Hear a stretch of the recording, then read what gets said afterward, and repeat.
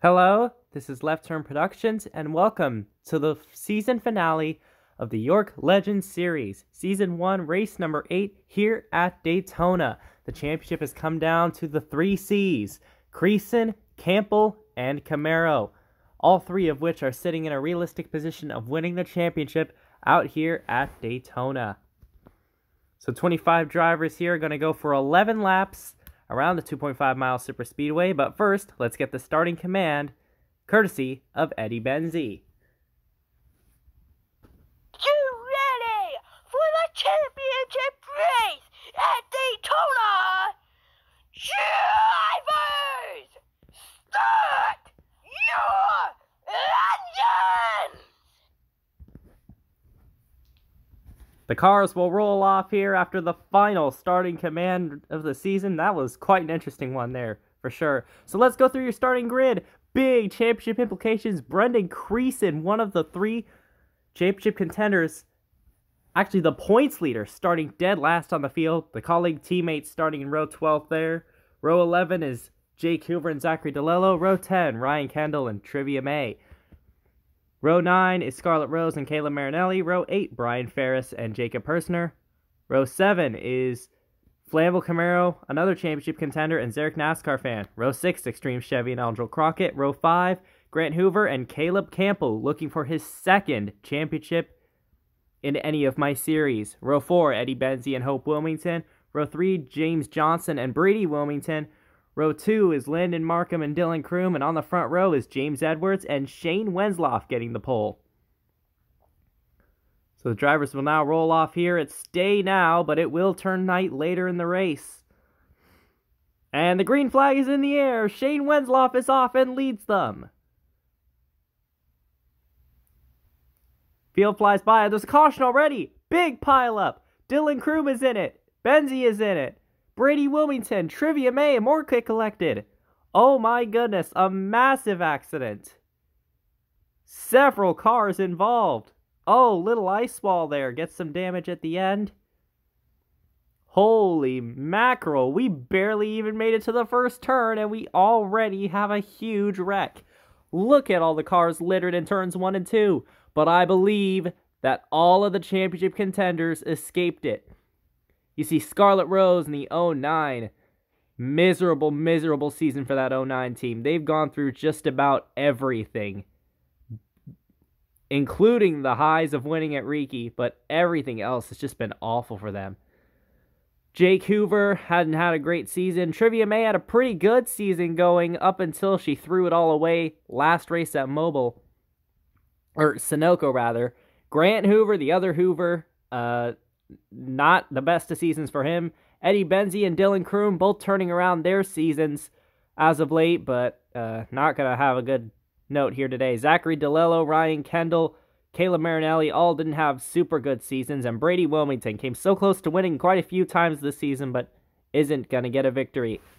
So let's look at the replay. So here they are, just past the start. Oh, this happened before they even got to turn number 1. Brady Wilmington tried to make a big move on the bottom. Dylan Kroom tried to block him. James Johnson goes around in the 7 car. Look at Flamville Camaro getting his way through. And then somebody turns Scarlett Rose there at the end and collects another bunch of cars. Extreme Chevy 2. I think he was able to escape. And there's Brendan Creason right there in the back. He stopped. As you can see, the track was basically completely blocked, but Creason was able to get around. One more replay, and we'll look at it a little more carefully now. There's Dylan Kroom, the red car on the bottom of the racetrack behind the leader. Let's look at it again here. Looks like Kroom went up the racetrack. Wilmington stayed in his lane. Can't tell if Wilmington touched Kroom or not, but that was a big hit. Oh, no, actually, I think Kroom actually missed the wall. Grant Hoover, nowhere to go. Extreme Chevy 2, great job getting on the brakes. Aldril Crockett barely missed it. Hope Wilmington barely missed it. James Johnson does a 360 spin in turn 2, but gets it back going. And then I think Trivia May got into the back of Caleb Marinelli, and that stacked them up back there. Ryan Kendall, defending winner at Sunoco Raceway. I said the yellow cars have bad luck, and even after they've gotten a win, it seems like still bad luck there for Ryan Kendall. See all those cars go down to the bottom of the racetrack. A lot of previous winners involved in this wreck. James Johnson in the 7 car. Caleb Marinelli in the 31. Ryan Kendall, as I mentioned before. And Scarlett Rose as well. So the red flag is out here at lap number 2, and about 15 minutes later, it is now twilight. Everything has been cleaned up. In total, there were 14 cars that got damage in the crash, which is the second most in the series, only to the big wreck that happened on the last lap at Talladega. But the front row is still the same, with Shane Wensloff on the inside and James Edwards on the outside. Green flag back in the air on lap number 3. 2 Caleb Campbell Motorsports cars, Caleb Campbell and Andrew Crockett there. Right now, Caleb Campbell is in position to win the championship. You see Brendan Creason back there. He has to finish ahead of Caleb Campbell, basically. Lap number 4, Wensloff leads it, but here comes Landon Markham, and Flammable Camaro goes up to the front. Flammable Camaro basically needs to win the race if Caleb Campbell's running where he is, and Caleb's falling through the middle. Here comes Brian Ferris with a big move on the inside. That forces Flammable Camaro into the middle. And now all 3 championship contenders, you see, are all in the same spot. For a moment there, Creason was the points leader, but Caleb Campbell gets it back in lap 5, and now James Edwards is the leader of the race. Flammable Camaro trying to go for the lead, side drafting off each other. Look at the run, the outside lane gets Hope Wilmington's going to get the lead. What a dismal season Hope Wilmington has had. It will be a great highlight to just be out front in this race. You can see them going through turns 1 and 2. Pacific Racing Corvettes 1-2 right now, but the fight for the championship's happening behind them. And around goes Flammable Camaro. James Edwards as well, and Edwards is on his roof again. The caution flag is out for the second time today, and once again, James Edwards goes upside down. Lands on his wheels this time, fortunately, but the big hit to this one is Flammable Camaro. Went into this race 8 points behind the championship leader, Brendan Creason.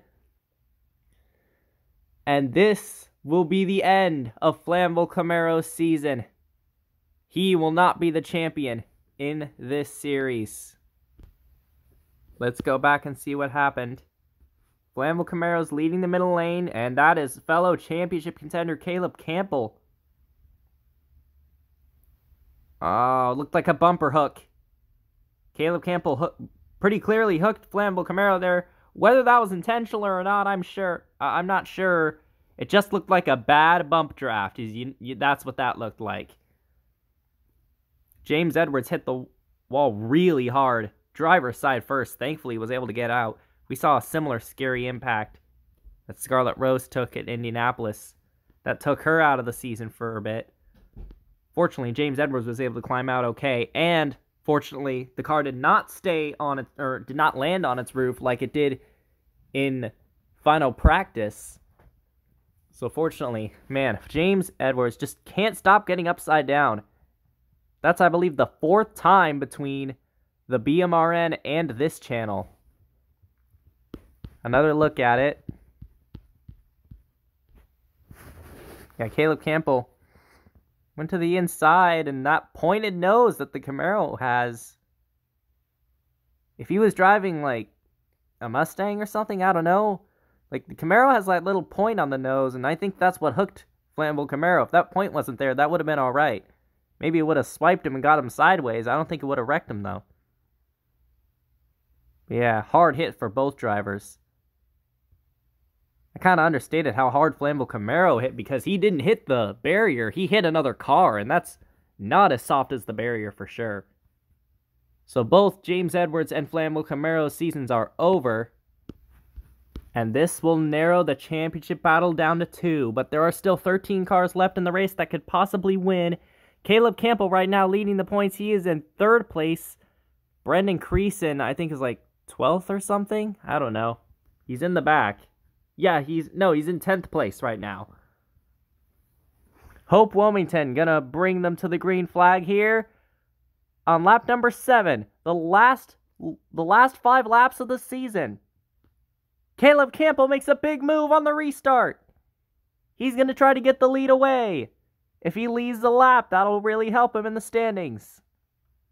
Brendan Creason and his teammate James Johnson on the high side. Angel Crockett and Hope Wilmington stuck in the middle. Nobody wants to work with those two ladies in the middle.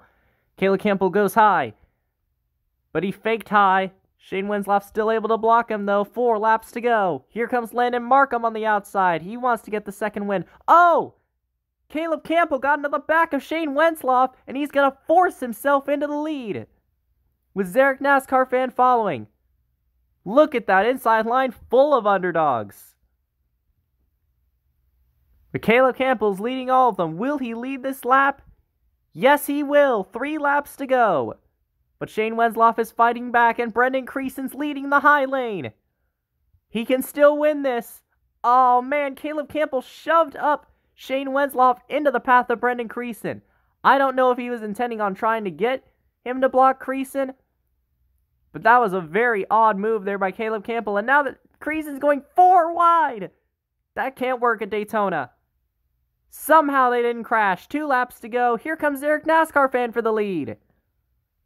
He's going to try to take the lead away from Caleb Campbell. Brian Ferris now into the inside. He's getting help from Little Ice Wall. Ferris to the lead in the Starcom Racing entry. Coming to the final lap. Will Brian Ferris hang on and get the upset? The Street Stock Series champion driving for one of the most underfunded teams in the garage. The 2 colleague cars are right behind him. Will they gang up on him? Meanwhile, for the championship, it's close between Caleb Campbell and Creason, but Campbell has the edge. Here comes Little Ice Ball and Sportsfan 2009. They're going to get a push on the high side. Cinderella story for Colleague Racing, as their cars are going to finish 1-2. Little Ice Ball's going to win the race, and Caleb Campbell is your champion for the York Legend Series. Look at the teammates. Colleague Racing, after having an awful season, just didn't have the speed under them, gets a win here at Daytona. A top 2. They swept the whole top 2, and Caleb Campbell, after personally saying himself he didn't think he'd be able to get it done, Caleb Campbell is your York Legend Series Season 1 champion. As you saw, Angel Crockett, his teammate, congratulate him. Brendan Creason. Oh, Shane Wensloff giving him a little friendly door slam. I don't think that was malicious. I think he was just messing with him. So now we get to see the double burnout, finally. It's been a while since we've seen it, but this always happens when the winner when the winner is not the champion. So yeah, Little Ice Ball, the winner of the race, a big upset, probably the biggest upset of the season. And Caleb Campbell, the winner of the championship, and they're going to burn it down here on the front straightaway. What a race, what a fight for the championship. Caleb Campbell did what he had to do, and honestly, I think the thing that killed Creason's title run was that bad start. Imagine being in the lead of the championship for almost the whole season, and then losing the championship lead in the final race. What a shame for Brendan Creason. This is going to be a tough pill to swallow for him. So Little Ice Ball takes Colleague Racing's number 11 to victory lane, and Caleb Campbell becomes the first driver ever to win multiple championships in my series. But this is actually the first time that he has won a championship on either the Bossman 78 or this channel. Because his other title came in the first season of the York Cup Series, which was not on YouTube, but rather Google+. So, it's probably good for Caleb to get one of his championships onto the channel, and there you can see him with the championship trophy. So here are the results of the race. Little Ice Wall finishing in first, Sportsman 2009 second, reminiscent of Front Row Motorsports getting 1-2 at Talladega in 2013. Colleague Racing gets a 1-2 to close out the season here. Caleb Campbell will finish third, your Legend Series Season 1 champion, after barely losing out the Street Stock title and a couple of York Cup Series titles. He finally gets it done. Zarek NASCAR Fan finishes his season strong in fourth. Andrew Crockett will finish in fifth. Brian Ferris looked like he could have won the race, fell outside the top 5 in the end. Brendan Creason, close but not quite enough, getting that championship there. Extreme Chevy 2 finishing in 8th, Shane Wensloff 9th, and rounding out the top 10 is Landon Markham. And then here's the rest of your field. Hope Wilmington, who led some laps in this race, ultimately fell to 11th. James Johnson and Jacob Person are the last of those to finish the race, and then you can see everybody else that didn't finish. Flammable Camaro, the biggest one of the bunch, probably, as he was one of the championship contenders. So here is your final point standings. Caleb Campbell is the champion by 6 points over Brendan Creason. You've seen these like 1 point and 2 point margins in my series recently, but 6 points is still very, very close. Flammable Camaro, 22 points back in third. And then Shane Wensloff somehow was able... Excuse me. Shane Wensloff was somehow able to get fourth in points. James Edwards gets fifth. Brady Wilmington sixth. Andrew Crockett, Jacob Personer, Zarek NASCAR Fan, James Johnson rounds out the top 10. Something interesting... The winners, as far as how they did, are all spread out. I thought a lot of the winners would kind of collect near the top of the point standings, but not really. You can see Caleb Marinelli in 15th, Little Ice Wall, Landon Markham 16th, 17th. Ryan Kendall, I forgot to put his checkered flag icon here, but he was 20th in points, and Scarlett Rose 25th, but it didn't really help that she missed a race. But yeah, Pacific Racing, half of Pacific Racing did really good, and the other half did absolutely awful, it seemed like. But yeah, very interesting. You can see where you are here. So that is the end of the York Legends Series Season number 1. Thank you guys for watching, if you guys watched all the races. And I don't know when I'll get back to this series, but I might consider it after York Cup Series Season 5 is over. So yeah, we will see what ends up happening there. Maybe I'll bring back both the Street Stock Series and the Legends Series, both at the same time. We'll see what ends up happening in the future for this series. I really liked making this series. This was a lot of fun. And yeah, I'll see you in the York Legend Series signups, which will be happening on Sunday. Still haven't quite decided on a time yet, but I will announce that once I figure it out. So yeah, thank you guys for watching. This is Left Turn Productions, signing out.